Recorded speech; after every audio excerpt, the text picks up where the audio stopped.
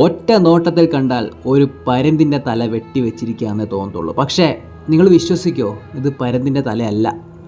ഒന്ന് ക്ലോസപ്പിൽ സൂം ചെയ്ത് അടുത്ത് വരുമ്പോൾ നിങ്ങൾ കാണുന്നത് പല പല ടോയ്കളും നെറ്റുകളും വയറുകളൊക്കെ വെച്ചിട്ട് ഒരു കലാകാരൻ ഉണ്ടാക്കി വെച്ചിരിക്കുന്ന ഒരു കിടിലൻ ആർട്ട് വർക്കാണ് കേട്ടോ ഈ പരുന്തിൻ്റെ തല. എനിക്കങ്ങോട്ട് വിശ്വസിക്കാൻ പറ്റുന്നില്ല.